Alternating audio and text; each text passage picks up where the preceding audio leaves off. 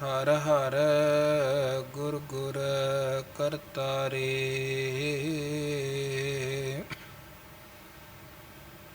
ਹਰ ਜੀਉ ਨਾਮ ਪਰਿਓ ਰਾਮਦਾਸ।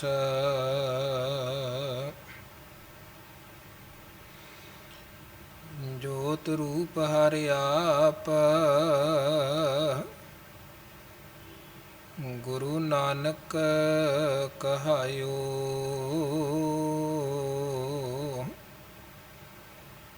ਤਾਂ ਤੇ ਅੰਗਦ ਭਇਓ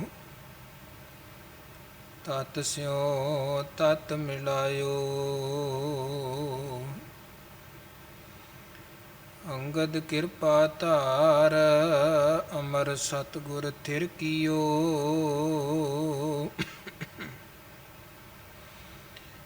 ਅਮਰਦਾਸ ਅੰਮ੍ਰਿਤ ਸ਼ਤਰ ਗੁਰ ਰਾਮੈ ਦਿਓ। ਗੁਰੂ ਰਾਮਦਾਸ ਦਰਸ਼ਨ ਪਰਸ ਕੈ ਮਥੁਰਾ ਅੰਮ੍ਰਿਤ ਬੈਣ। ਮੂਰਤ ਪੰਚ ਪਰਮਾਣ ਪੁਰਖ ਗੁਰੂ ਅਰਜਨ ਪਿਖੋ ਨੈਣ। ਮੂਰਤ ਪੰਚ ਪਰਮਾਣ ਪੁਰਖ ਗੁਰੂ ਅਰਜਨ ਪਿਖੋ ਨੈਣ। ਜਬ ਲੋ ਨਹੀਂ ਭਾਗ ਲਿਲਾਰ ਉਦੈ ਤਬ ਲੋ ਪ੍ਰਮ ਤੇ ਫਿਰ ਤੇ ਬਹੁਤਾਇਓ। ਕਲ ਘੋਰ ਸਮੁੰਦਰ ਮੈਂ ਬੂਡਤ ਥੇ ਕਬਹੂ ਮਿਟ ਹੈ ਨਹੀਂ ਰੇ ਪਛਤਾਇਓ। ਤਤ ਵਿਚਾਰ ਯਹ ਮਥੁਰਾ ਜਗ ਤਾਰਨ ਕਹੋ ਅਵਤਾਰ ਬਨਾਇਓ। ਜਪਿਓ ਜਿਨ ਅਰਜਨ ਦੇਵ ਗੁਰੂ ਫਿਰ ਸੰਕਟ ਜੋਨ ਗਰਭ ਨਾ ਆਇਓ। ਜਪਿਓ ਜਿਨ ਅਰਜਨ ਦੇਵ ਗੁਰੂ ਫਿਰ ਸੰਕਟ ਜੋਨ ਗਰਭ ਨਾ ਆਇਓ। ਕਵਨ ਵਡਾਈ ਕਹਿ ਸਕੂੰ ਬੇਅੰਤ ਗੁਣੀਤਾ ਕਰ ਕਿਰਪਾ ਮੋਹਿ ਨਾਮ ਦੇਹੋ। ਨਾਨਕ ਦਰ ਸਰੀਤਾ ਕਰ ਕਿਰਪਾ ਮੋਹਿ ਨਾਮ ਦੇਹੋ। ਨਾਨਕ ਦਰ ਸਰੀਤਾ।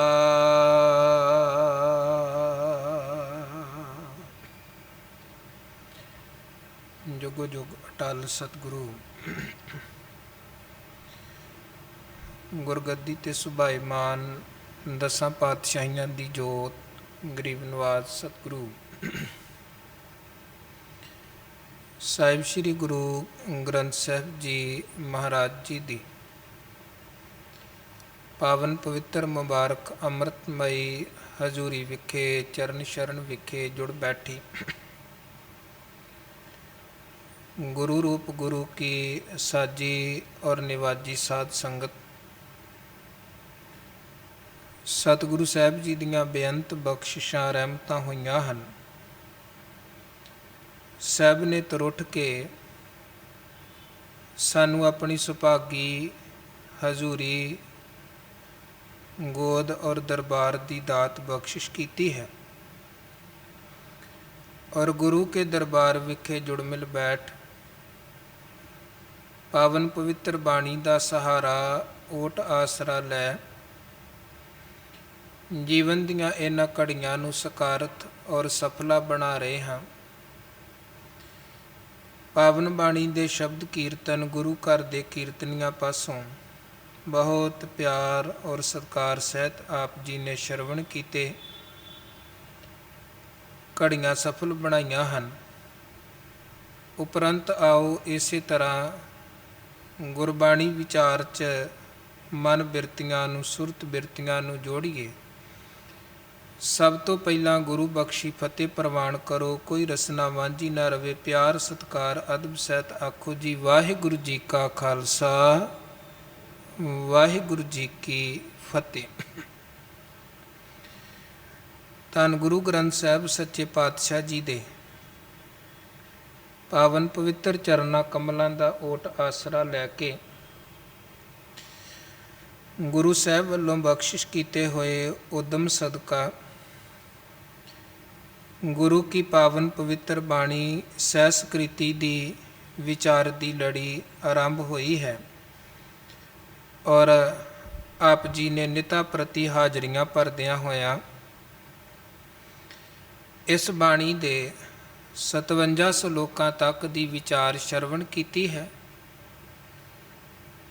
ਇਹ 57 ਸ਼ਲੋਕ ਗੁਰੂ ਅਰਜਨ ਦੇਵ ਜੀ ਮਹਾਰਾਜ ਜੀ ਦੇ ਉਚਾਰਨ ਕੀਤੇ ਔਰ ਇਦੋਂ ਪਹਿਲਾਂ 4 ਸ਼ਲੋਕ ਸਹਿਸਕ੍ਰਿਤੀ ਮਹਿਲਾ ਪਹਿਲਾ ਗੁਰੂ ਨਾਨਕ ਮਹਾਰਾਜ ਜੀ ਦੇ ਉਚਾਰਨ ਕੀਤੇ। ਇੱਦਾਂ ਫਿਰ ਇਸ ਬਾਣੀ ਦੇ ਕੁੱਲ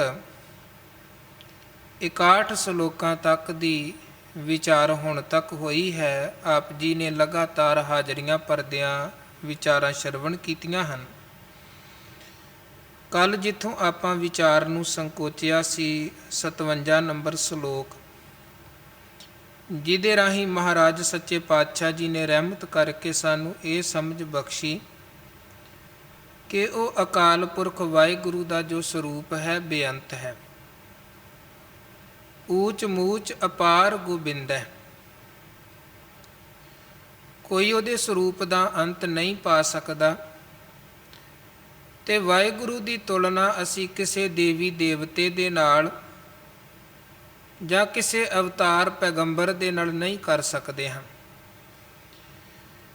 ਹੁਣੇ ਆਪ ਜੀ ਨੇ ਸ਼ਬਦ ਸ਼ਰਵਣ ਕੀਤਾ, ਭਾਈ ਸਾਹਿਬ ਨੇ ਕੀਰਤਨ ਰੂਪ 'ਚ ਗਾਇਨ ਕਰਦਿਆਂ ਗੁਰੂ ਅਰਜਨ ਸਾਹਿਬ ਦੇ ਬਚਨ ਪੜ੍ਹੇ ਕਿ ਉਹਨੂੰ ਯਾਦ ਅਨੇਕਾਂ ਨਾਵਾਂ ਦੇ ਨਾਲ ਕੀਤਾ ਜਾਂਦਾ ਹੈ। ਕੋਈ ਬੋਲੇ ਰਾਮ ਰਾਮ, ਕੋਈ ਖੁਦਾਏ, ਕੋਈ ਸੇਵੈ ਗੁਸਾਈਆਂ, ਕੋਈ ਅਲਾਏ।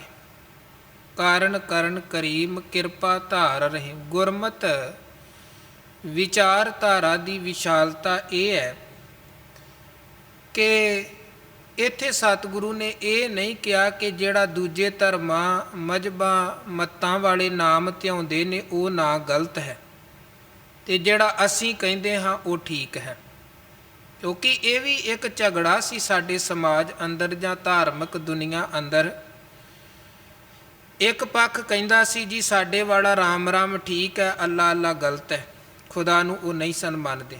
ਅਤੇ ਜਿਹੜੇ ਖੁਦਾ ਖੁਦਾ ਅੱਲਾ ਅੱਲਾ ਕਹਿਣ ਵਾਲੇ ਸਨ ਉਹ ਕਹਿੰਦੇ ਸਨ ਨਹੀਂ, ਰਾਮ ਰਾਮ ਕਹਿਣਾ ਗਲਤ ਹੈ, ਉਹ ਖੁਦਾ ਹੈ, ਉਹ ਅੱਲਾ ਹੈ। ਸਤਿਗੁਰੂ ਸੱਚੇ ਪਾਤਸ਼ਾਹ ਜੀ ਕਹਿਣ ਲੱਗੇ ਗੱਲ ਹੈ ਉਸ ਅਕਾਲ ਪੁਰਖ ਨੂੰ ਧਿਆਉਣ ਦੀ। ਬਲਿਹਾਰੈ ਜਾਊਂ ਜੇਤੇ ਤੇਰੇ ਨਾਮ,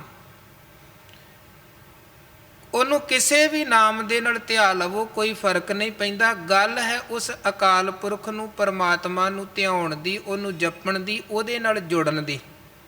ਸੰਸਾਰੀ ਤੌਰ 'ਤੇ ਵੀ ਆਪਾਂ ਵੇਖਦੇ ਹਾਂ ਇੱਥੇ ਵੀ ਵਸਤੂਆਂ ਹਨ, ਉਹਨਾਂ ਦੇ ਅਨੇਕਾਂ ਨਾਮ ਹਨ। ਜਿਵੇਂ ਸੂਰਜ ਹੈ, ਉਹਦਾ ਇਕੱਲਾ ਸੂਰਜ ਹੀ ਨਾਮ ਥੋੜ੍ਹਾ ਹੈ, ਕਿੰਨੇ ਨਾਮ ਹਿੰਦੀ 'ਚ ਵੱਖਰਾ, ਅੰਗਰੇਜ਼ੀ 'ਚ ਵੱਖਰਾ, ਫਿਰ ਇੱਕ ਇੱਕ ਭਾਸ਼ਾ ਦੇ ਵਿੱਚ ਕਿੰਨੇ ਕਿੰਨੇ ਉਹਦੇ ਨਾਮ ਹਨ। ਕੋਈ ਝਗੜਾ ਨਹੀਂ ਹੈ, ਕੋਈ ਦੂਜੇ ਦੇ ਨਾਲ ਝਗੜਾ ਨਹੀਂ ਕਰਦਾ ਹੈ ਕਿ ਤੁਸੀਂ ਵੀ ਸੂਰਜ ਹੀ ਨਾਮ ਲਵੋ, ਸਨ ਨਹੀਂ ਕਹਿਣਾ ਜਾਂ ਸੂਰਿਆ ਨਹੀਂ ਕਹਿਣਾ ਹੈ। ਹੁਣ ਸੂਰਜ ਦੇ ਅਨੇਕਾਂ ਨਾਂ ਹਨ ਅਤੇ ਆਪਾਂ ਸਾਰੇ ਨਾਂ ਮੰਨਦੇ ਹਾਂ, ਕੋਈ ਝਗੜਾ ਨਹੀਂ ਕਰਦੇ ਹਾਂ ਕਿ ਇਹ ਗਲਤ ਨਾਂ ਲੈ ਰਿਹਾ ਹੈ। ਇਸੇ ਤਰ੍ਹਾਂ ਅਕਾਲ ਪੁਰਖ ਹੈ, ਉਹਦੇ ਅਨੇਕਾਂ ਨਾਮ ਹਨ, ਫਿਰ ਉਹਦਾ ਕਾਹਦਾ ਝਗੜਾ ਹੈ? ਉਹਦੇ ਅਨੇਕਾਂ ਨਾਮ ਹਨ। ਮਹਾਰਾਜ ਕਹਿੰਦੇ ਕਹੋ ਨਾਨਕ ਜਿਨ ਹੁਕਮ ਪਛਾਤਾ, ਪ੍ਰਭ ਸਾਹਿਬ ਕਾ ਤਿਨ ਭੇਦ ਜਾਤਾ। ਜਿਹਨੇ ਉਹਦੇ ਹੁਕਮ ਨੂੰ ਪਛਾਣ ਲਿਆ ਉਹਨੇ ਪ੍ਰਭ ਸਾਹਿਬ ਨੂੰ ਜਾਣ ਲਿਆ, ਤੇ ਜਿਹਨੇ ਅਜੇ ਤੱਕ ਉਹਦੇ ਹੁਕਮ ਨੂੰ, ਰਜਾ ਨੂੰ ਨਹੀਂ ਪਛਾਣਿਆ, ਉਹ ਜਿਹੜਾ ਮਰਜ਼ੀ ਨਾਮ ਧਿਆਉਂਦਾ ਰਵੇ ਅਜੇ ਰੱਬ ਤੋਂ ਟੁੱਟਿਆ। ਸੋ ਧੰਨ ਗੁਰੂ ਅਰਜਨ ਦੇਵ ਮਹਾਰਾਜ ਸੱਚੇ ਪਾਤਸ਼ਾਹ ਕਹਿੰਦੇ ਉਹ ਬੇਅੰਤ ਹੈ, ਤੇ ਵੱਡਿਆਂ ਭਾਗਾਂ ਸਦਕਾ ਉਸ ਮਾਲਕ ਦੀ ਸਮਝ ਪੈਂਦੀ ਹੈ। ਅੱਜ ਦੇ 58 ਨੰਬਰ ਸ਼ਲੋਕ ਅੰਦਰ ਧੰਨ ਗੁਰੂ ਅਰਜਨ ਦੇਵ ਮਹਾਰਾਜ ਸੱਚੇ ਪਾਤਸ਼ਾਹ ਜੀ ਜਿੱਥੋਂ ਵਿਚਾਰ ਦੀ ਆਰੰਭਤਾ ਕਰਦੇ ਹਨ, ਮਹਾਰਾਜ ਕਹਿੰਦੇ ਉਦਿਆਨ ਬਸਨੰ ਸੰਸਾਰੰ ਸੰਬੰਧੀ ਸਵਾਨ ਸਿਆਲ ਖਰੈ। ਇਹ ਜਿਹੜਾ ਸੰਸਾਰ ਹੈ, ਜਗਤ ਸਾਗਰ ਹੈ, ਗੁਰਬਾਣੀ 'ਚ ਸਤਿਗੁਰੂ ਨੇ ਸੰਸਾਰ ਬਾਰੇ ਵੱਖ-ਵੱਖ ਤਰ੍ਹਾਂ ਦੇ ਵਿਚਾਰ ਦਿੱਤੇ ਹਨ। ਧੰਨ ਗੁਰੂ ਅਮਰਦਾਸ ਸਾਹਿਬ ਇੱਕੋ ਪੰਕਤੀ 'ਚ ਸੰਸਾਰ ਨੂੰ ਜ਼ਹਿਰ ਰੂਪੀ ਸੰਸਾਰ ਵੀ ਕਹਿੰਦੇ ਹਨ ਤੇ ਹਰ ਕਾ ਰੂਪ ਵੀ ਕਹਿੰਦੇ ਹਨ। ਉਹ ਆਨੰਦ ਸਾਹਿਬ ਅੰਦਰ ਆਪਾਂ ਬਚਨ ਪੜ੍ਹਦੇ ਹਾਂ, ਇਹ ਬਿਖ ਸੰਸਾਰ ਤੁਮ ਜੇ ਦੇਖਦੇ, ਇਹ ਹਰ ਕਾ ਰੂਪ ਹੈ, ਹਰ ਰੂਪ ਨਦਰੀ ਆਇਆ। ਇਹਨੂੰ ਵਿਸ਼ ਸੰਸਾਰ, ਜ਼ਹਿਰ ਰੂਪੀ ਸੰਸਾਰ ਵੀ ਕਿਹਾ, ਹਰ ਕਾ ਰੂਪ ਵੀ ਕਿਹਾ। ਗੁਰੂ ਅਮਰਦਾਸ ਜਗਤ ਜਲੰਦਾ ਕਹਿੰਦੇ ਹਨ। ਇੱਕ ਜਗ੍ਹਾ ਧੰਨ ਗੁਰੂ ਅਰਜਨ ਦੇਵ ਮਹਾਰਾਜ ਜੀ ਦੇ ਜੈਤਸਰੀ ਕੀ ਵਾਰ ਅੰਦਰ ਆਪਾਂ ਬਚਨ ਪੜ੍ਹਦੇ ਹਾਂ, ਕਈ ਵਾਰ ਮੁੱਖ ਵਾਕ ਰੂਪ 'ਚ ਉਹ ਬਚਨ ਆਪ ਜੀ ਨੇ ਸ਼ਰਵਣ ਕੀਤੇ ਨੇ। ਮਹਾਰਾਜ ਕਹਿੰਦੇ ਮਹਾ ਭਿਆਨ ਉਦਿਆਨ ਨਗਰ ਕਰ ਮਾਨਿਆ। ਉੱਥੇ ਸਤਿਗੁਰੂ ਸੰਸਾਰ ਦੀ ਗੱਲ ਕਰਦਿਆਂ ਕਹਿੰਦੇ ਇਹ ਮਹਾਨ ਭਿਆਨਕ ਉਜਾੜ ਹੈ, ਜਿਹਨੂੰ ਬੰਦੇ ਨੇ ਅਗਿਆਨਤਾ ਕਰਕੇ ਆਪਣਾ ਪੱਕਾ ਟਿਕਾਣਾ ਸਮਝ ਲਿਆ ਹੈ। ਮਹਾ ਭਿਆਨ ਉਦਿਆਨ ਨਗਰ ਕਰ ਮਾਨਿਆ। ਇੱਥੇ ਵੀ ਅੱਜ ਦੇ ਸ਼ਲੋਕ 'ਚ ਵੀ ਸਤਿਗੁਰੂ ਉਦਿਆਨ ਕਹਿ ਰਹੇ ਹਨ, ਉਜਾੜ ਬੀਆਬਾਨ ਜੰਗਲ। ਮਹਾ ਭਿਆਨ ਉਦਿਆਨ ਨਗਰ ਕਰ ਮਾਨਿਆ, ਝੂਠ ਸਮਗਰੀ ਪੇਖ ਸੱਚ ਕਰ ਜਾਣਿਆ।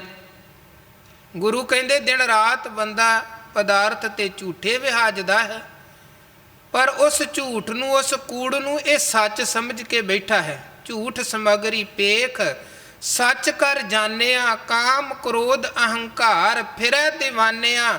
ਕਾਮ ਕ੍ਰੋਧ ਲੋਭ ਮੋਹ ਹੰਕਾਰ ਦੇ ਨਸ਼ੇ ਦੇ ਵਿੱਚ ਇਹ ਭਟਕ ਰਿਹਾ ਹੈ। ਸਿਰ ਲੱਗਾ ਜਮ ਡੰਡ ਤਾਂ ਪਛਤਾਨਿਆ, ਬਿਨ ਪੂਰੇ ਗੁਰਦੇਵ ਫਿਰੈ ਸ਼ੈਤਾਨਿਆ। ਪੂਰੇ ਗੁਰੂ ਤੋਂ ਬਿਨਾਂ ਸ਼ੈਤਾਨਾ ਕਮਲਾ ਹੋਇਆ ਇਹ ਭਟਕ ਰਿਹਾ ਹੈ। ਉਦਿਆਨ ਬਸਨੰ ਸੰਸਾਰੰ, ਜਿਹੜੇ ਸੰਸਾਰ ਰੂਪੀ ਇੱਥੇ ਜਗਤ ਰੂਪੀ ਟਿਕਾਣੇ ਤੇ ਸਾਡਾ ਵਾਸਾ ਹੈ। ਗੁਰੂ ਮਹਾਰਾਜ ਕਹਿੰਦੇ ਇੱਦਾਂ ਸਮਝੋ ਜਿਵੇਂ ਇਹ ਸੰਸਾਰ ਇੱਕ ਜੰਗਲ ਦੀ ਤਰ੍ਹਾਂ ਹੈ। ਹੁਣ ਗੱਲ ਸਤਿਗੁਰੂ ਸਮਝਾ ਰਹੇ ਨੇ, ਇੱਕ ਦ੍ਰਿਸ਼ਟਾਂਤ ਵਜੋਂ ਗੁਰੂ ਸਾਹਿਬ ਜੀ ਨੇ ਇਹ ਵਿਚਾਰ ਸਾਡੇ ਸਾਹਮਣੇ ਰੱਖੀ ਕਿ ਸੰਸਾਰ ਨੂੰ ਸਮਝੋ ਇੱਕ ਜੰਗਲ ਦੀ ਤਰ੍ਹਾਂ ਹੈ। ਔਰ ਸੰਬੰਧੀ ਸਵਾਨ ਸਿਆਲ ਖਰੈ। ਸੰਸਾਰ ਰੂਪੀ ਜੰਗਲ 'ਚ ਬੰਦੇ ਦਾ ਵਾਸਾ, ਤੇ ਫਿਰ ਸਾਡੇ ਸਾਕਾ ਸੰਬੰਧੀ ਮਿੱਤਰ ਆਦਿਕ ਵੀ ਹੁੰਦੇ ਹਨ। ਤੇ ਗੁਰੂ ਕਹਿੰਦੇ ਇਹਦੇ ਮਿੱਤਰ ਕਿਹੜੇ ਹਨ? ਸਵਾਨ, ਸਵਾਨ ਭਾਵ ਕੁੱਤਾ, ਸਿਆਲ ਭਾਵ ਗਿੱਦੜ, ਤੇ ਖਰੈ ਖਰ ਭਾਵ ਖੋਤਾ ਗਧਾ। ਇਹਦੇ ਜਿਹੜੇ ਸੰਬੰਧੀ ਹਨ ਉਹ ਖੋਤੇ ਗਧੇ ਤੇ ਕੁੱਤੇ ਆਦਿਕ ਹਨ। ਉਹਦਾ ਭਾਵ ਕੀ ਹੈ? ਕੋਈ ਸਾਡੇ ਰਿਸ਼ਤੇਦਾਰਾਂ ਨੂੰ ਗੁਰੂ ਭੰਡ ਨਹੀਂ ਰਹੇ ਹਨ। ਉਹਦਾ ਭਾਵ ਹੈ ਕਿ ਜਿਹੜੇ ਮਨ ਨੇ ਆਪਣੇ ਸਾਥੀ ਬਣਾਏ ਹੋਏ ਨੇ, ਜਿਨ੍ਹਾਂ ਦੇ ਨਾਲ ਮਨ ਜੁੜਿਆ ਹੈ, ਉਹ ਬਿਰਤੀਆਂ ਦੀ ਗੱਲ ਹੈ।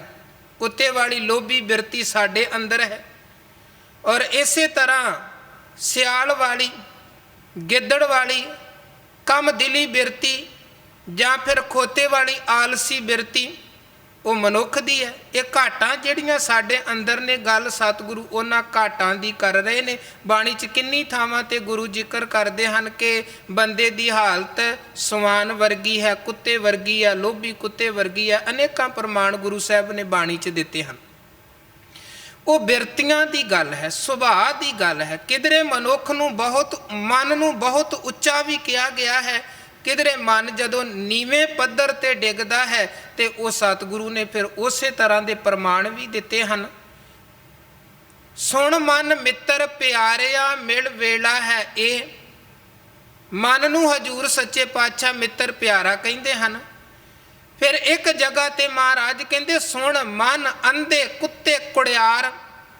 ਆਵਾਜ਼ ਉੱਥੇ ਵੀ ਮਨ ਨੂੰ ਮਾਰੀ ਗਈ ਹੈ, ਪਰ ਗੱਲ ਕੀ ਹੈ ਮਨ, ਕਿਉਂਕਿ ਪਲ ਪਲ ਇਹ ਮਨ ਬਦਲਦਾ ਹੈ।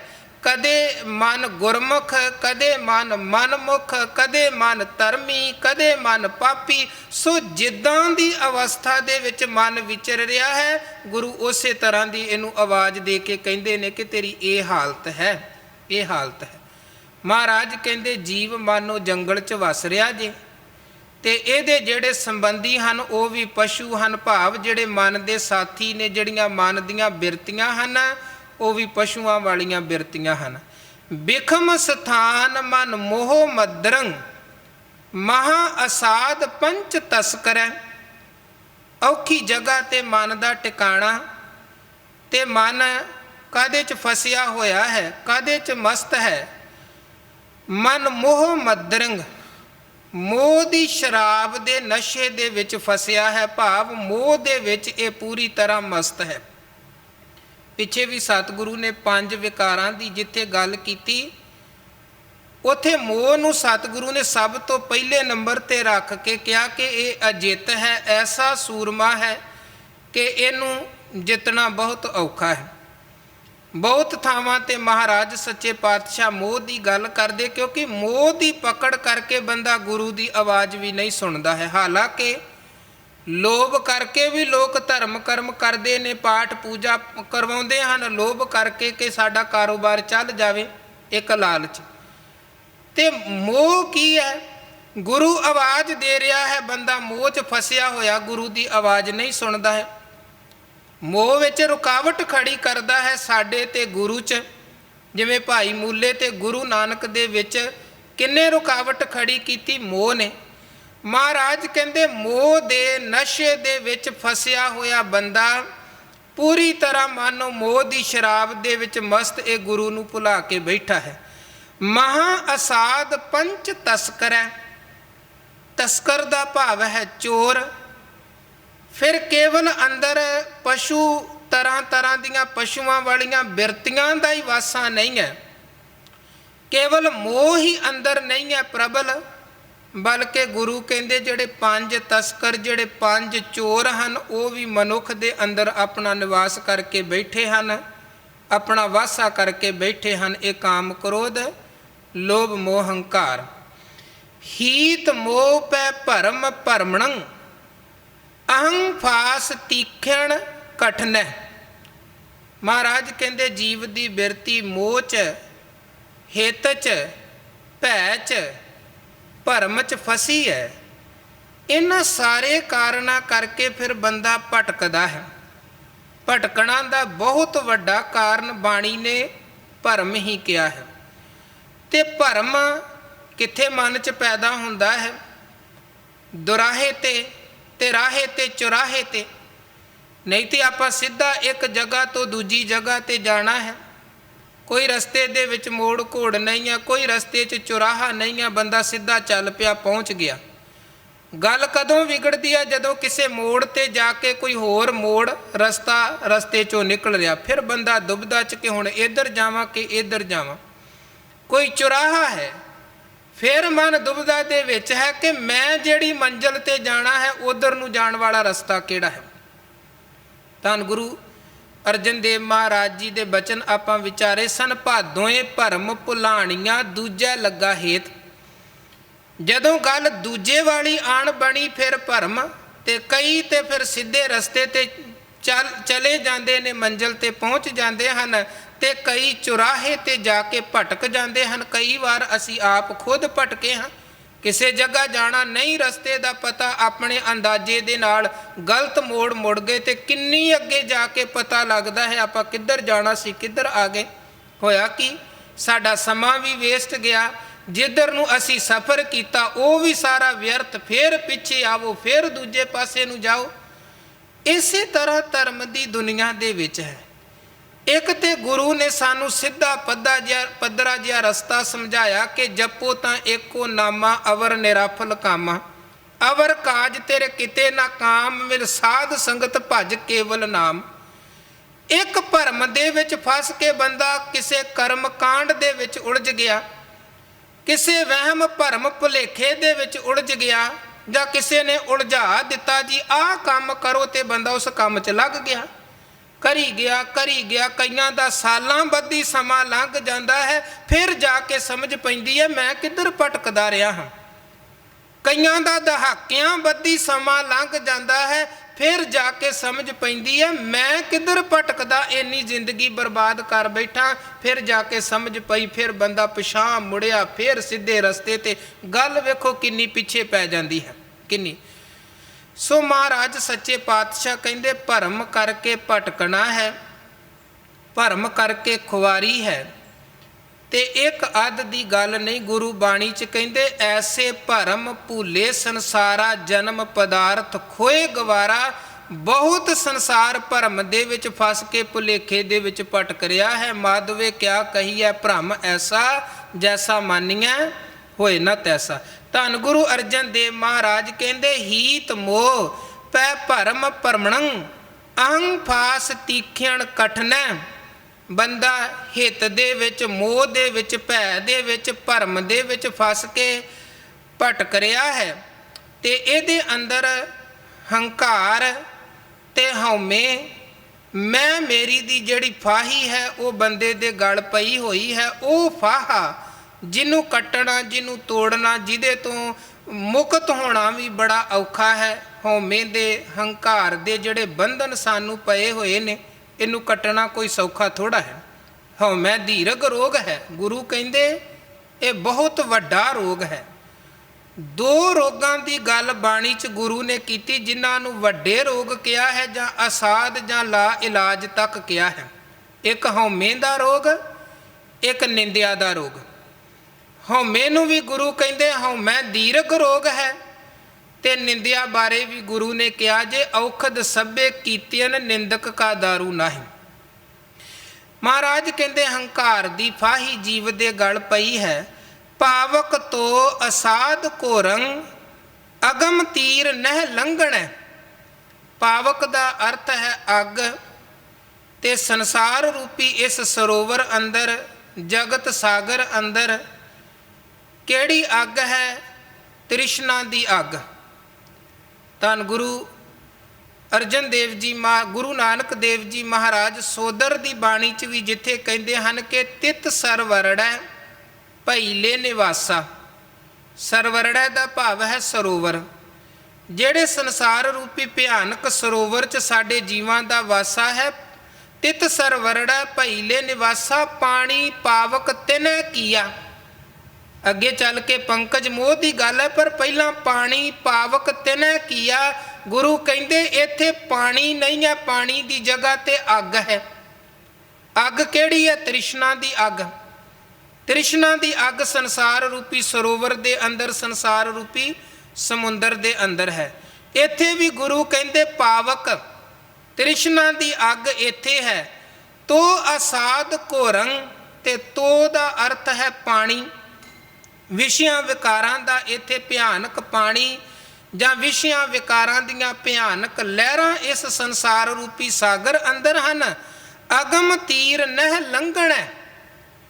ਤੇ ਮਹਾਰਾਜ ਕਹਿੰਦੇ ਅਗਮ, ਅਗਮ ਦਾ ਭਾਵ ਹੈ ਅਪਹੁੰਚ, ਤੀਰ ਦਾ ਭਾਵ ਹੈ ਕਿਨਾਰਾ, ਨਹਿ ਲੰਘਣੈ ਨਹੀਂ ਲੰਘ ਪਾਉਂਦਾ ਹੈ ਮਨੁੱਖ। ਇਹ ਅਪਹੁੰਚ ਸੰਸਾਰ ਰੂਪੀ ਸਾਗਰ 'ਚੋਂ ਇਹਦੇ ਪਾਰਲੇ ਕੰਢੇ ਤੇ ਨਹੀਂ ਪਹੁੰਚ ਪਾਉਂਦਾ, ਕਿਉਂਕਿ ਕਿਧਰੇ ਤ੍ਰਿਸ਼ਨਾ ਦੀ ਅੱਗ ਇਹਦੇ 'ਚ ਹੈ, ਕਿਧਰੇ ਵਿਕਾਰਾਂ ਦਾ ਪਾਣੀ ਇਹਦੇ 'ਚ ਹੈ, ਕਿਧਰੇ ਬੰਦੇ ਦੀਆਂ ਪਸ਼ੂ ਬਿਰਤੀਆਂ ਇਹਦੇ 'ਚ ਰੁਕਾਵਟ ਬਣਦੀਆਂ ਨੇ, ਕਿਧਰੇ ਮੋਹ ਤੇ ਹੋਰ ਵਿਕਾਰ ਰੁਕਾਵਟ ਬਣਦੇ ਹਨ, ਕਿਧਰੇ ਭਰਮ ਕਰਕੇ ਪਈ ਹੋਈ ਭਟਕਣਾ ਰੁਕਾਵਟ ਦਾ ਕਾਰਨ ਬਣਦੀ ਹੈ, ਜਿਸ ਕਰਕੇ ਬੰਦਾ ਸੰਸਾਰ ਰੂਪੀ ਸਾਗਰ ਨੂੰ ਪਾਰ ਨਹੀਂ ਕਰ ਪਾਉਂਦਾ ਹੈ। ਹੁਣ ਕੌਣ ਫਿਰ ਪਾਰ ਲੰਘ ਸਕੇ, ਜਾਂ ਕਿੱਦਾਂ ਪਾਰ ਲੰਘਿਆ ਜਾ ਸਕਦਾ ਹੈ, ਉਹਦਾ ਤਰੀਕਾ ਵੀ ਸਤਿਗੁਰੂ ਸੱਚੇ ਪਾਤਸ਼ਾਹ ਸਮਝਾਉਂਦੇ ਨੇ। ਕਹਿੰਦੇ ਪਜ ਸਾਧ ਸੰਗ ਗੋਪਾਲ ਨਾਨਕ, ਹਰ ਚਰਨ ਸ਼ਰਨ ਉਦਰਣ ਕਿਰਪਾ। ਮਹਾਰਾਜ ਕਹਿੰਦੇ ਹੇ ਭਾਈ ਸਾਧ ਸੰਗਤ 'ਚ ਜੁੜੋ। ਗੋਪਾਲ ਦੇ ਗੱਗੇ ਦੇ ਲੱਗੀ ਹੋਈ ਔਂਕੜ ਪੜੀ ਜਾਣੀ ਹੈ, ਹੋੜਾ ਨਹੀਂ ਪੜਿਆ ਜਾਣਾ। ਗੋਪਾਲ ਨਾਨਕ ਸਾਧ ਸੰਗਤ ਦੇ ਵਿੱਚ ਜੁੜ ਕੇ ਸੰਸਾਰ ਨੂੰ ਪਾਲਣ ਵਾਲੇ ਪਰਮਾਤਮਾ ਨੂੰ ਧਿਆਵੋ, ਜਪੋ, ਉਹਦੇ ਚਰਨਾਂ ਦਾ ਸਹਾਰਾ ਲਵੋ। ਜਦੋਂ ਉਹਦੀ ਕਿਰਪਾ ਵਰਤੇਗੀ ਫੇਰ ਹੀ ਸੰਸਾਰ ਰੂਪੀ ਸਾਗਰ ਚੋਂ ਪਾਰ ਲੰਘ ਸਕਾਂਗੇ। ਇੱਕ ਬਚਨ ਆਪਾਂ ਰੋਜ਼ ਪੜ੍ਹਦੇ ਹਾਂ, ਪਾਰ ਕੌਣ ਲੰਘਦਾ ਹੈ। ਮਹਾਰਾਜ ਕਹਿੰਦੇ ਇਹ ਸੰਸਾਰ ਜਿਹੜਾ ਹੈ ਵਿਕਾਰਾਂ ਦੇ ਨਾਲ ਭਰਿਆ ਹੋਇਆ ਸਮੁੰਦਰ, ਇਹਦੇ ਚੋਂ ਪਾਰ ਲੰਘਦਾ ਹੈ ਗੁਰਮੁਖ, ਜਿਹੜਾ ਗੁਰੂ ਨੂੰ ਸਮਰਪਿਤ ਹੋ ਗਿਆ। ਇਹ ਸੰਸਾਰ ਵਿਕਾਰ ਸੰਸੇ ਮੈਂ ਤਰਿਓ ਬ੍ਰਹਮ ਗਿਆਨੀ, ਜਿਸੈ ਜਗਾਏ ਪਿਆਵੈ ਇਹ ਰਸ ਅਕਥ ਕਥਾ ਤਿਨ ਜਾਨੀ। ਫਿਰ ਗੁਰੂ ਕਹਿੰਦੇ ਜਾਂ ਕੋ ਆਏ ਸੋਈ ਬਿਹਾਜੋ, ਹਰ ਗੁਰ ਤੇ ਮਨੈ ਬਸੇਰਾ, ਨਿਜ ਕਰ ਮਹਿਲ ਪਾਵੋ ਸੁਖ ਸਹਿਜੇ, ਬੌਰ ਨਾ ਹੋਏ ਗੋ ਫੇਰਾ। ਜੁਗਤ ਸਤਿਗੁਰੂ ਨੇ ਸਮਝਾ ਦਿੱਤੀ। ਪਹਿਲਾਂ ਰਹਾਉ ਦੀਆਂ ਪੰਕਤੀਆਂ 'ਚ ਵੀ ਕਿਹਾ, ਆਵ ਘਟੈ ਦਿਨ ਸਰੈ ਨਾਰੇ, ਮਨ ਗੁਰ ਮਿਲ ਕਾਜ। ਗੁਰੂ ਨੂੰ ਮਿਲ ਕੇ, ਗੁਰੂ ਦੀ ਸੰਗਤ 'ਚ ਜੁੜ ਕੇ ਜ਼ਿੰਦਗੀ ਦਾ ਕਾਰਜ ਸਵਾਰ। ਜਦੋਂ ਉਹਦੇ ਨਾਲ ਤੂੰ ਜੁੜ ਗਿਆ ਤੇ ਫਿਰ ਸੰਸਾਰ ਰੂਪੀ ਸਾਗਰ 'ਚੋਂ ਵੀ ਪਾਰ ਲੰਘ ਜਾਏਗਾ। ਹਰ ਚਰਨ ਸ਼ਰਨ ਉਦਰਣ ਕਿਰਪਾ, ਵਾਹਿਗੁਰੂ ਦੇ ਚਰਨਾਂ ਦੀ ਸ਼ਰਨ ਦੇ ਵਿੱਚ ਜੁੜ ਕੇ ਉਹਦੀ ਕਿਰਪਾ, ਉਹਦੀ ਰਹਿਮਤ ਸਦਕਾ ਆਪਾਂ ਪਾਰ ਲੰਘ ਸਕਦੇ ਹਾਂ। ਅਗਲੇ ਸ਼ਲੋਕ 'ਚ ਮਹਾਰਾਜ ਸੱਚੇ ਪਾਤਸ਼ਾਹ 59 ਨੰਬਰ ਸ਼ਲੋਕ 'ਚ ਫਰਮਾਨ ਕਰਦੇ ਹਨ, ਕਿਰਪਾ ਕਰੰਤ ਗੋਬਿੰਦ ਗੋਪਾਲੈ, ਸਗਲਿਅੰਗ ਰੋਗ ਖੰਡਣੈ। ਇਹ ਸ਼ਬਦ ਦਾ ਉਚਾਰਨ ਸਗਲਿਅੰਗ ਕਰਨਾ ਹੈ, ਲੱਲੇ ਦੇ ਸਿਹਾਰੀ ਲਗਾ ਕੇ, ਐੜਾ ਐੜੇ ਦੇ ਉੱਪਰ ਟਿੱਪੀ। ਸਗਲਿਅੰਗ, ਜਦੋਂ ਉਹ ਗੋਪਾਲ ਸੰਸਾਰ ਨੂੰ, ਸ੍ਰਿਸ਼ਟੀ ਨੂੰ ਪਾਲਣ ਵਾਲਾ ਗੋਬਿੰਦ, ਸੰਸਾਰ ਦਾ ਰਚਨਹਾਰ ਕਿਰਪਾ ਕਰਦਾ ਹੈ ਵਾਹਿਗੁਰੂ, ਫਿਰ ਸਗਲਿਅੰਗ ਰੋਗ ਖੰਡਣੈ, ਫਿਰ ਜੀਵ ਦੇ ਸਾਰੇ ਰੋਗ ਮੁੱਕ ਜਾਂਦੇ ਹਨ। ਭਾਵੇਂ ਉਹ ਮਨ ਦੇ ਰੋਗ ਹੋਣ, ਭਾਵੇਂ ਉਹ ਤਨ ਦੇ ਰੋਗ ਹੋਣ, ਉਹਦੀ ਕਿਰਪਾ ਹੈ ਤੇ ਤੰਦਰੁਸਤੀ ਹੈ। ਉਹਦੇ ਤੋਂ ਬਿਨਾਂ ਗੁਰੂ ਕਹਿੰਦੇ ਸਾਰੇ ਬੜੀਆਂ ਛਾਲਾਂ ਮਾਰਦੇ ਹਨ, ਪਰ ਖਾਧੀ ਹੋਈ ਔਸ਼ਧੀ ਵੀ ਉਦੋਂ ਰਾਸ ਆਉਂਦੀ ਜੇ ਜਦੋਂ ਉਹਦੀ ਰਹਿਮਤ ਵਰਤਦੀ ਹੈ। ਔਖਦ ਆਵੈ ਰਾਸ ਵਿੱਚ ਆਪ ਖਲੋਆ। ਉਹਦੀ ਕਿਰਪਾ 'ਚ ਤੰਦਰੁਸਤੀ, ਕਿਉਂਕਿ ਉਹ ਤੀਨੇ ਤਾਪ ਨਿਵਾਰਨ ਹਾਰਾ, ਦੁੱਖ ਹੰਤਾ ਸੁਖ ਰਾਸ, ਤਾਕੋ ਬਿਗਨ ਨਾ ਕੋਊ ਲਾਗੈ, ਜਾਂ ਕੀ ਪ੍ਰਭ ਆਗੈ। ਕਿੰਨੇ ਪ੍ਰਮਾਣ ਗੁਰੂ ਨੇ ਬਾਣੀ 'ਚ ਦਿੱਤੇ। ਮੇਰਾ ਬੈਦ ਗੁਰੂ ਗੋਬਿੰਦਾ, ਹਰ ਹਰ ਨਾਮ ਔਖਦ ਮੁਖ ਦੇਵੈ, ਕਾਟੈ ਜਮ ਕੀ ਫੰਦਾ। ਸੁਖਮਨੀ ਸਾਹਿਬ 'ਚ ਆਪਾਂ ਪੜ੍ਹਦੇ ਹਾਂ, ਮਹਾਰਾਜ ਕਹਿੰਦੇ ਬੰਦਾ ਬਹੁਤ ਯਤਨ ਕਰਦਾ ਹੈ, ਅਨੇਕ ਉਪਾਵੀ ਰੋਗ ਨਾ ਜਾਏ। ਬੜੀਆਂ ਕੋਸ਼ਿਸ਼ਾਂ ਕਰਦਾ ਹੈ ਪਰ ਬਿਮਾਰੀ, ਦੁੱਖ, ਤਕਲੀਫ ਦੂਰ ਨਹੀਂ ਹੁੰਦਾ ਹੈ। ਅਨੇਕ ਉਪਾਵੀ ਰੋਗ ਨਾ ਜਾਏ, ਰੋਗ ਮਿਟੈ ਹਰ ਔਖਦ ਲਾਏ। ਹਜੂਰ ਕਹਿੰਦੇ ਤੂੰ ਉਹਦੇ ਵਾਹਿਗੁਰੂ ਦੇ ਨਾਮ ਦੀ ਔਸ਼ਧੀ ਨੂੰ ਜੀਵਨ ਦਾ ਆਧਾਰ ਬਣਾ, ਸਰਬ ਰੋਗ ਕਾ ਔਖਦ ਨਾਮ। ਫਿਰ ਵੇਖੀ ਉਹਦੀ ਰਹਿਮਤ ਸਦਕਾ ਜਨਮਾਂ ਜਨਮਾਂਤਰਾਂ ਦੇ ਦੁੱਖ ਰੋਗ ਸੋਗ ਤੇਰੇ ਮੁੱਕ ਜਾਣਗੇ ਤੇ ਤੰਦਰੁਸਤੀ ਦੀ ਦਾਤ ਮਿਲੇਗੀ। ਇਹ ਤਿੰਨ ਤਰ੍ਹਾਂ ਦੇ ਜਿਹੜੇ ਰੋਗ ਵਿਚਾਰਵਾਨ ਕਹਿੰਦੇ ਹਨ। ਇੱਕ ਰੋਗ ਹੁੰਦੇ ਨੇ ਜਮਾਂਦਰੂ ਰੋਗ, ਬੱਚੇ ਦਾ ਜਨਮ ਹੋਇਆ, ਕੋਈ ਜੀਵਨ 'ਚ ਸਰੀਰ ਦੇ ਵਿੱਚ ਕੋਈ ਘਾਟ ਹੈ। ਇੱਕ ਰੋਗ ਹਨ ਜਿਹੜੇ ਬਾਹਰ ਦੀਆਂ ਸਾਡੀਆਂ ਆਪਣੀਆਂ ਗਲਤੀਆਂ ਕਰਕੇ ਸਾਡੇ ਸਰੀਰ ਨੂੰ ਆਣ ਘੇਰਦੇ ਹਨ। ਕੁਝ ਵੱਧ ਘੱਟ ਖਾ ਲਿਆ, ਕਿਸੇ ਐਸੀ ਜਗ੍ਹਾ 'ਤੇ ਚਲੇ ਗਏ ਜਿੱਥੋਂ ਦਾ ਹਵਾ ਪਾਣੀ ਸਰੀਰ ਨੂੰ ਛੂਟ ਨਾ ਕੀਤਾ ਤੇ ਤਾਂ ਰੋਗ ਲੱਗ ਗਿਆ। ਇਹ ਕੁਝ ਰੋਗ ਦੇ ਕਾਰਨ। ਤੀਜਾ ਰੋਗ ਦਾ ਕਾਰਨ ਹੁੰਦਾ ਹੈ ਕਿਸੇ ਤੀਜੇ ਕਰਕੇ ਜੀਵਨ ਦੇ ਵਿੱਚ ਕੋਈ ਤਕਲੀਫ, ਕੋਈ ਦੁੱਖ, ਕੋਈ ਰੋਗ ਆ ਜਾਣਾ। ਜਿਵੇਂ ਬੰਦਾ ਜਾ ਰਿਹਾ ਹੈ, ਆਪਣੇ ਧਿਆਨ ਸੜਕ 'ਤੇ ਕਿਸੇ ਨੇ ਪਿੱਛੋਂ ਲਿਆ ਕੇ ਗੱਡੀ ਵਿੱਚ ਠੋਕ ਦਿੱਤੀ। ਹੁਣ ਆਪਣਾ ਤਾਂ ਕੋਈ ਕਸੂਰ ਨਹੀਂ, ਕਿਸੇ ਤੀਜੇ ਨੇ ਲਿਆ ਕੇ ਮਾਰਿਆ ਤੇ ਸਰੀਰ ਨੂੰ ਦੁੱਖ ਰੋਗ ਆਦਿਕ ਲੱਗ ਗਿਆ। ਹੁਣ ਗੁਰੂ ਕਹਿੰਦੇ ਉਹ ਵਾਹਿਗੁਰੂ ਕਿੰਨਾ ਸਮਰੱਥ ਹੈ। ਭਾਵੇਂ ਤੇਰੇ ਕੋਈ ਜਮਾਂਦਰੂ ਰੋਗ ਨੇ, ਭਾਵੇਂ ਕੋਈ ਤੇਰੀਆਂ ਆਪਣੀਆਂ ਗਲਤੀਆਂ ਕਰਕੇ ਸਰੀਰ ਨੂੰ ਲੱਗੇ ਰੋਗ ਹਨ, ਭਾਵੇਂ ਕਿਸੇ ਤੀਜੇ ਦੇ ਦਿੱਤੇ ਹੋਏ ਰੋਗ ਨੇ, ਤੂੰ ਉਹਦੇ ਚਰਨਾਂ 'ਚ ਜੁੜ। ਉਹ ਮਾਲਕ ਬੜਾ ਬੇਅੰਤ ਹੈ। ਸਗਲਿਅੰਗ ਰੋਗ ਖੰਡਣੈ, ਉਹ ਸਾਰੇ ਦੇ ਸਾਰੇ ਰੋਗਾਂ ਸੋਗਾਂ ਬਿਮਾਰੀਆਂ ਦਾ ਨਾਸ਼ ਕਰਨ ਵਾਲਾ ਹੈ ਅਕਾਲ ਪੁਰਖ ਵਾਹਿਗੁਰੂ। ਤੇ ਗੁਰੂ ਕਹਿੰਦੇ ਇੱਕ ਤੇ ਹਨ ਸਾਡੇ ਸਰੀਰ ਦੇ ਰੋਗ, ਇੱਕ ਨੇ ਮਨ ਦੇ ਸੋਗ। ਜਿਵੇਂ ਗੁਰੂ ਨਾਨਕ ਮਹਾਰਾਜ ਦੀਪਾਲਪੁਰ ਇਹ ਸ਼ਬਦ ਉਚਾਰਨ ਕਰਦੇ ਹਨ ਕਿ ਜਿਉ ਤਪਤ ਹੈ ਬਾਰੋ ਬਾਰ, ਤਪ ਤਪ ਖਪੈ ਬਹੁਤ ਵਿਕਾਰ, ਜੈ ਤਨ ਬਾਣੀ ਵਿਸਰ ਜਾਏ, ਜਿਉ ਪੱਕਾ ਰੋਗੀ ਵਿਲ ਲਾਏ। ਹੁਣ ਉੱਥੇ ਦਪਾਲਪੁਰ ਦੇ ਵਿੱਚ ਕੀ ਸੀ, ਇੱਕ ਬੰਦਾ ਪਿੰਡ ਦੇ ਵਿੱਚ ਐਸਾ ਸੀ ਜਿਹਦਾ ਸਰੀਰ ਕੋਹੜ ਦੇ ਰੋਗ 'ਚ ਫਸਿਆ ਹੋਇਆ ਹੈ, ਪਰ ਬਾਕੀ ਪਿੰਡ ਵਾਲਿਆਂ ਦਾ ਸੁਭਾਅ ਜਿੱਦਾਂ ਦਾ ਨੀਚ ਸੁਭਾਅ ਸੀ, ਜਿੱਦਾਂ ਆਏ ਗਏ ਦੇ ਨਾਲ ਮਾੜਾ ਵਿਹਾਰ ਕਰਨ ਵਾਲਾ ਸੁਭਾਅ ਸੀ, ਉਹ ਕੀ ਹੈ, ਉਹ ਮਨ ਦੇ ਰੋਗੀ। ਜਿਵੇਂ ਤਰਨ ਤਾਰਨ ਸਾਹਿਬ ਦੀ ਵੀ ਆਪਾਂ ਇੱਕ ਘਟਨਾ ਅੱਗੇ ਵੀ ਸਾਂਝੀ ਕੀਤੀ ਸੀ, ਇੱਕ ਬਿਮਾਰ ਬਜ਼ੁਰਗ ਨੂੰ ਉਹਦੇ ਬੱਚੇ ਹੀ ਬਿਆਸਾ 'ਚ ਸੁੱਟਣ ਜਾ ਰਹੇ ਸਨ। ਕਾਰਨ ਕੀ ਸੀ, ਉਹਦੇ ਸਰੀਰ ਤੇ ਕੋਹੜ ਹੀ ਕੋਹੜ, ਉਹਦਾ ਸਰੀਰ ਕੋਹੜ ਦੀ ਬਿਮਾਰੀ ਕਰਕੇ ਗਰਸਿਆ ਫਸਿਆ ਪਿਆ ਸੀ, ਬੜਾ ਦੁੱਖ ਤਕਲੀਫ ਦੇ ਵਿੱਚ ਸੀ। ਉਹਨੂੰ ਸੰਭਾਲਣ ਤੇ ਸੇਵਾ ਕਰਨ ਦੀ ਬਜਾਏ ਉਹਨੂੰ ਬਿਆਸਾ 'ਚ ਰੋੜਨ ਜਾ ਰਹੇ ਸਨ। ਸਤਿਗੁਰਾਂ ਨੇ ਰੋਕਿਆ, ਆਪਣੇ ਕੋਲ ਰੱਖ ਲਿਆ ਕਿ ਅਸੀਂ ਇਹਦਾ ਇਲਾਜ ਕਰਾਂਗੇ। ਹੁਣ ਸਰੀਰ ਦਾ ਕੋਹੜੀ ਤਾਂ ਹੋ ਗਿਆ, ਉਹ ਜਿਹਦੇ ਸਰੀਰ ਤੇ ਬਿਮਾਰੀ ਫੁੱਟੀ ਹੋਈ ਹੈ, ਪਰ ਮਨ ਦੇ ਕੋਹੜੀ ਕਿਹੜੇ ਹੋਏ, ਜਿਹੜੇ ਆਪਣੇ ਬਜ਼ੁਰਗ ਦੀ, ਆਪਣੇ ਪਿਤਾ ਦੀ ਸੇਵਾ ਕਰਨ ਦੇ ਲਈ ਤਿਆਰ ਨਹੀਂ ਹਨ। ਉਹਨੂੰ ਸੁੱਟਣ ਦੇ ਲਈ, ਮਾਰਨ ਦੇ ਲਈ ਤੇ ਚੱਲ ਪਏ, ਪਰ ਉਹਨੂੰ ਸੰਭਾਲਣ ਦੇ ਲਈ ਰਾਜੀ। ਇੱਦਾਂ ਦੇ ਕੋਹੜੀ ਆਪਾਂ ਰੋਜ਼ ਵੇਖਦੇ ਹਾਂ। ਕਿੱਦਾਂ ਅੱਜ ਕੱਲ੍ਹ ਤੇ ਲਗਾਤਾਰ ਉਹ ਖਬਰਾਂ ਚੱਲ ਰਹੀਆਂ ਨੇ। ਪਿਛਲੇ ਦਿਨ ਵੀ ਆਪਾਂ ਗੱਲ ਕੀਤੀ ਸੀ, ਪਹਿਲਾਂ ਇੱਕ ਅਫਸਰਾਂ ਦੀ ਮਾਂ ਵਿਚਾਰੀ ਰੁਲ ਗਈ, ਮੁੱਕ ਗਈ। ਉਦੋਂ ਬਾਅਦ ਹੁਣ ਜਦੋਂ ਮੀਡੀਆ ਦਾ ਉਧਰਲੇ ਪਾਸੇ ਧਿਆਨ ਹੋਇਆ ਤੇ ਹੁਣ ਪਤਾ ਨਹੀਂ ਕਿੰਨੇ ਹੋਰ ਬਜ਼ੁਰਗ ਜਿਨ੍ਹਾਂ ਦੇ ਬੱਚੇ ਬੜੇ ਬੜੇ ਵੱਡਿਆਂ ਅਹੁਦਿਆਂ ਤੇ ਹਨ, ਪਰ ਮਾਂ ਬਾਪ ਰੁਲਦੇ ਪਏ ਨੇ। ਉਹਨਾਂ ਨੂੰ ਖਾਣ ਦੇ ਲਈ ਭੋਜਨ ਤੱਕ ਨਹੀਂ ਹੈ, ਪਹਿਨਣ ਦੇ ਲਈ ਕੱਪੜੇ ਤੱਕ ਨਹੀਂ ਹਨ, ਤੇ ਬੱਚਿਆਂ ਦੇ ਕੋਲ ਵੱਡੀਆਂ ਵੱਡੀਆਂ ਕੋਠੀਆਂ, ਵੱਡੇ ਵੱਡੇ ਅਹੁਦੇ ਮੌਜੂਦ ਹਨ। ਕੌਣ ਹਨ ਉਹ? ਸਾਡੇ ਸਮਾਜ ਅੰਦਰ ਉਹ ਮਨ ਦੇ ਕੋਹੜੀ, ਉਹ ਮਨ ਦੇ ਰੋਗੀ, ਜਿਨ੍ਹਾਂ ਦੇ ਮਨ 'ਚ ਨਾ ਦਇਆ ਹੈ ਨਾ ਧਰਮ ਹੈ। ਦੂਜਿਆਂ ਦੀ ਸੇਵਾ ਕੀ ਕਰਨੀ ਹੈ, ਜਿਹੜੇ ਆਪਣਿਆਂ ਨੂੰ ਸੰਭਾਲਣ ਦੇ ਲਈ ਰਾਜੀ ਨਹੀਂ ਹਨ। ਪਰ ਜੇ ਗੁਰੂ ਦੀ ਸ਼ਰਨ ਦੇ ਵਿੱਚ ਜੁੜੀਏ ਤੇ ਗੁਰੂ ਰਹਿਮਤ ਕਰਕੇ ਸਾਨੂੰ ਜ਼ਿੰਮੇਵਾਰ ਬਣਾਉਂਦੇ ਨੇ, ਆਪਣਿਆਂ ਪ੍ਰਤੀ ਵੀ, ਆਪਣੇ ਸਮਾਜ ਪ੍ਰਤੀ ਵੀ, ਪਰਿਵਾਰ ਪ੍ਰਤੀ ਵੀ। ਇਹ ਜਿਹੜੇ ਸਾਡੇ ਤਨ ਤੇ ਰੋਗ, ਮਨ ਤੇ ਰੋਗ, ਗੁਰੂ ਨਾਨਕ ਸਾਹਿਬ ਨੇ ਕੀ ਕੀਤਾ, ਦਪਾਲਪੁਰ 'ਚ ਜਿਹੜਾ ਤਨ ਦਾ ਕੋਹੜੀ ਸੀ ਉਹਨੂੰ ਵੀ ਤੰਦਰੁਸਤ ਕੀਤਾ, ਜਿਹੜੇ ਮਨ ਦੇ ਕੋਹੜੀ ਸਨ ਉਹਨਾਂ ਨੂੰ ਵੀ ਸਮਝਾਇਆ ਕਿ ਵੇਖੋ ਤੁਹਾਡਾ ਅੰਦਰ ਕੋਹੜ ਗਰਸਿਆ ਹੈ। ਤੇ ਸ਼ਬਦ ਬਾਣੀ ਦੀ ਟੇਕ ਉਹਨਾਂ ਨੇ ਦੇ ਕੇ ਮਨ ਦੇ ਕੋਹੜੀਆਂ ਨੂੰ ਵੀ ਤੰਦਰੁਸਤੀ ਦੀ ਦਾਤ ਬਖਸ਼ੀ। ਸੋ ਮਹਾਰਾਜ ਕਹਿੰਦੇ, ਕਿਰਪਾ ਕਰੰਤ ਗੋਪਾਲ ਗੋਬਿੰਦੈ, ਸਗਲਿੰਗ ਰੋਗ ਖੰਡਣੈ। ਜਦੋਂ ਉਹ ਕਿਰਪਾ ਦਾ ਘਰ ਵਾਹਿਗੁਰੂ ਕਿਰਪਾ ਕਰਦਾ ਹੈ ਤੇ ਫਿਰ ਸਾਰੇ ਦੇ ਸਾਰੇ ਰੋਗ ਮੁਕਾ ਦਿੰਦਾ, ਭਾਵੇਂ ਮਨ ਦੇ ਭਾਵੇਂ ਤਨ ਦੇ।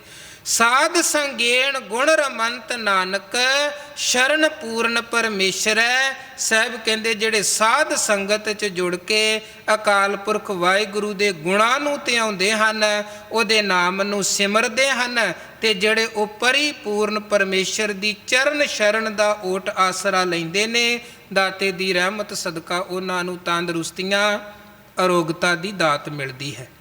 ਅੱਗੇ 60 ਨੰਬਰ ਸ਼ਲੋਕ 'ਚ ਮਹਾਰਾਜ ਦੋ ਬਿਰਤੀਆਂ ਦੀ ਗੱਲ ਕਰ ਰਹੇ ਨੇ, ਜਿਹੜੀ ਬਾਹਰੋਂ ਹੋਰ ਅੰਦਰੋਂ ਹੋਰ। ਤੇ ਇਹ ਆਪਾਂ ਅਕਸਰ ਆਪਣੇ ਸਮਾਜ ਦੇ ਵਿੱਚ ਵੇਖਦੇ ਹਾਂ, ਬਹੁਤ ਲੋਕ ਸਾਨੂੰ ਮਿਲਦੇ ਹਨ ਜਿਨ੍ਹਾਂ ਦੇ ਜੀਵਨ ਦੇ ਦੋ ਚਿੱਤਰ ਹਨ, ਇੱਕ ਬਾਹਰ ਦਾ ਪ੍ਰਗਟ ਚਿੱਤਰ, ਇੱਕ ਅੰਦਰ ਦਾ ਚਿੱਤਰ, ਜਿਹਨੂੰ ਗੁਰੂ ਅਮਰਦਾਸ ਜੀਓ ਮੈਲੇ ਬਾਹਰੋਂ ਨਿਰਮਲ ਵੀ ਕਹੇ। ਅੰਦਰ ਮੈਲ ਕਪਟ ਭਰਿਆ ਪਿਆ ਹੈ, ਬਾਹਰੋਂ ਬੜੇ ਵੇਖਣ ਨੂੰ ਸਾਫ਼ ਲੱਗਦੇ ਹਨ। ਮਹਾਰਾਜ ਗੁਰੂ ਅਰਜਨ ਦੇਵ ਸਾਹਿਬ ਫਰਮਾਨ ਕਰਦੇ ਹਨ, ਸਿਆਮਲੰਗ ਮਦਰ ਮਨੁੱਖਿਅੰਗ ਰਿਦਿਅੰਗ ਭੂਮ ਵੈਰਣ। ਸਿਆਮਲੰਗ ਦਾ ਭਾਵ ਹੈ ਬਹੁਤ ਸੋਹਣਾ, ਬੜਾ ਸੁੰਦਰ। ਮਦਰ ਦਾ ਭਾਵ ਹੈ ਮਿੱਠਾ ਬੋਲਣ ਵਾਲਾ। ਮਨੁੱਖਿਅੰਗ ਮਨੁੱਖ ਭਾਵ ਇਨਸਾਨ, ਖੱਖੇ ਦੇ ਸਿਹਾਰੀ ਲਗਾ ਕੇ ਐੜਾ, ਐੜੇ ਤੇ ਟਿੱਪੀ ਲਗਾ ਕੇ ਪੜ੍ਹਨਾ। ਮਨੁੱਖਿਅੰਗ ਮੰਮੇ ਦੇ ਕੰਨਾਂ ਵੀ ਪੜ੍ਹਨਾ ਹੈ, ਇਹ ਵੀ ਬੜਾ ਜ਼ਰੂਰੀ ਹੈ। ਬਹੁਤ ਹੁਕਮੀ ਹੋਵਣ, ਆਕਾਰ ਨਹੀਂ ਆਕਾਰ। ਇਹ ਸ਼ਬਦ ਜਿਹੜਾ ਪਹਿਲਾ ਕੰਨਾ ਲੱਗਿਆ ਹੈ, ਕਈ ਵਾਰ ਆਪਾਂ ਅਣਗਹਿਲੀ ਕਰਕੇ ਉਹ ਛੱਡ ਦਿੰਦੇ ਹਾਂ, ਉਹ ਵੀ ਪੜ੍ਹਨਾ। ਇੱਥੇ ਵੀ ਮਨੁੱਖਿਅੰਗ।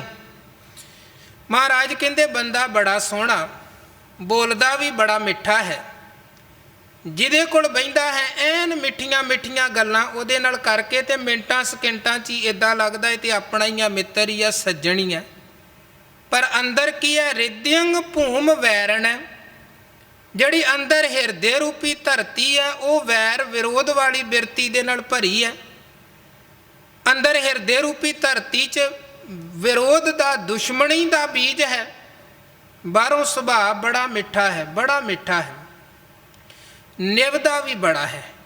ਨਿਵੰਤ ਹੋਵੰਤ ਮਿਥਿਆ ਚੇਤਨੰ ਸੰਤ ਸਵੱਜਨੈ।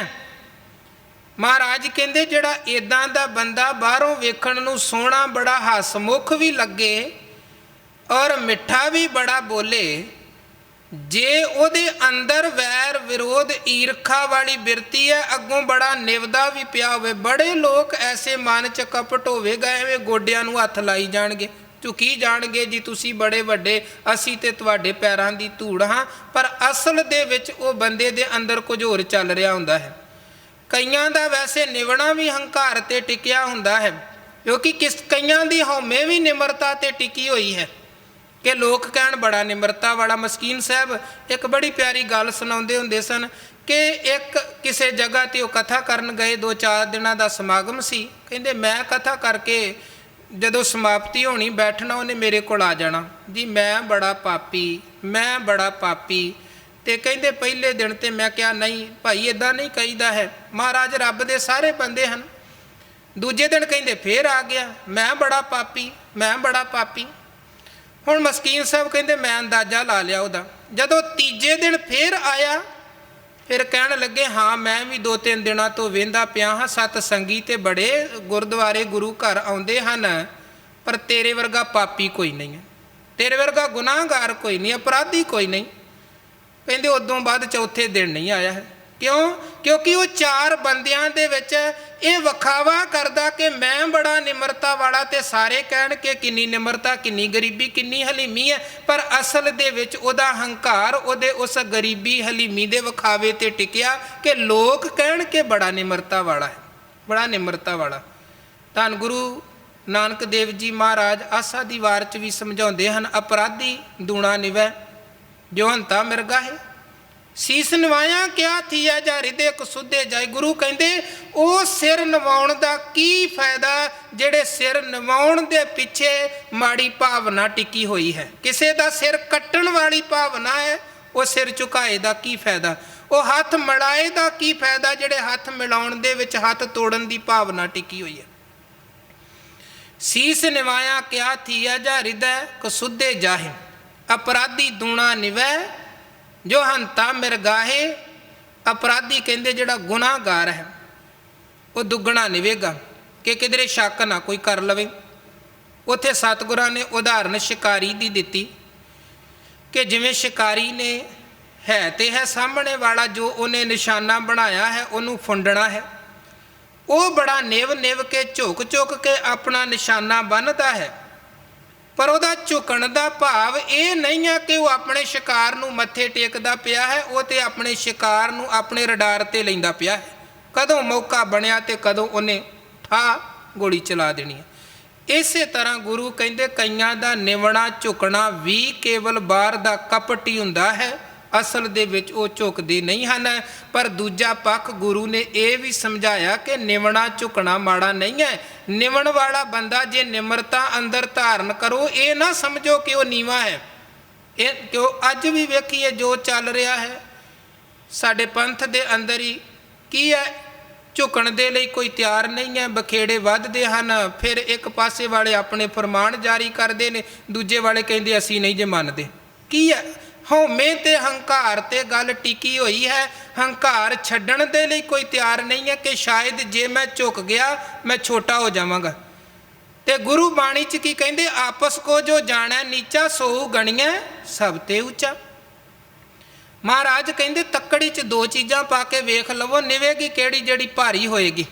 ਨਿਵੇਂ ਧਰ ਤਰਾਜੂ ਤੋਲੀਏ ਨਿਵੇਂ ਸੋ ਗੌਰਾ ਹੋਏ।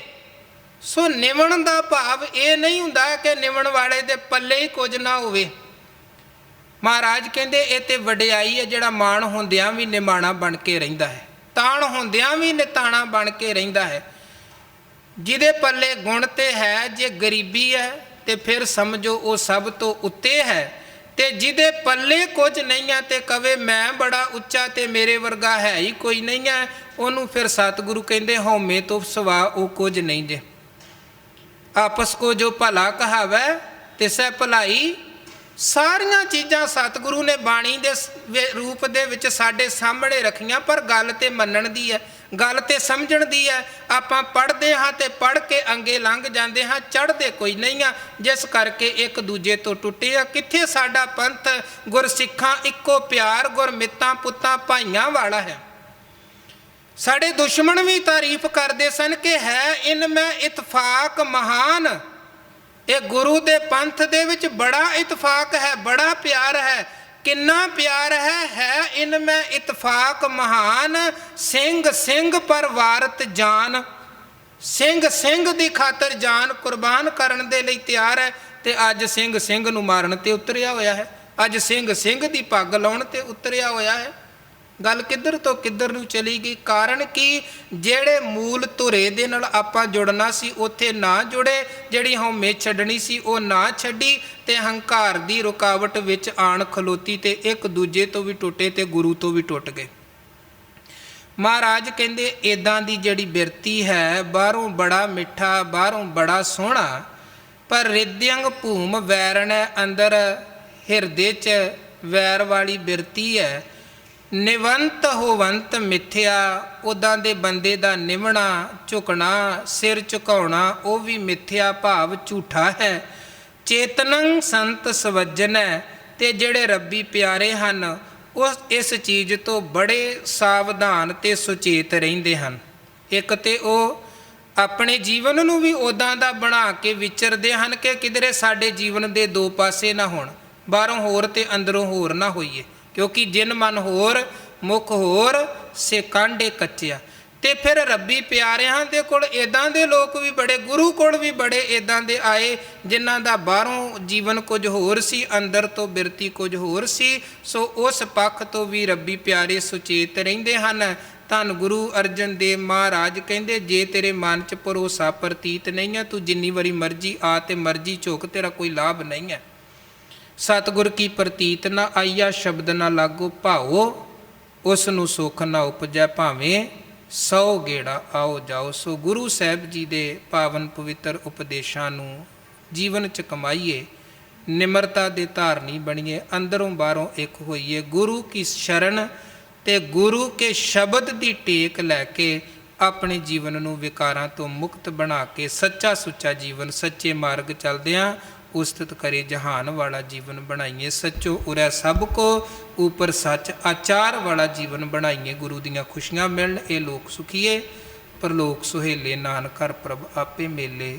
ਭੁੱਲਾਂ ਚੁੱਕਾਂ ਦੀ ਖਿਮਾ ਕਰਨੀ, ਗੱਜ ਵੱਜ ਕੇ ਫਤਿਹ ਦੀ ਸਾਂਝ ਪਾਓ। ਆਖੋ ਜੀ ਵਾਹਿਗੁਰੂ ਜੀ ਕਾ ਖਾਲਸਾ ਵਾਹਿਗੁਰੂ ਜੀ ਕੀ ਫਤਿਹ। ਰਾਮਕਲੀ ਮਹੱਲਾ ਤੀਜਾ। ਆਨੰਦ ਏਕ ਓੰਕਾਰ ਸਤਿਗੁਰ ਪ੍ਰਸਾਦਿ। ਆਨੰਦ ਪਿਆ ਮੇਰੀ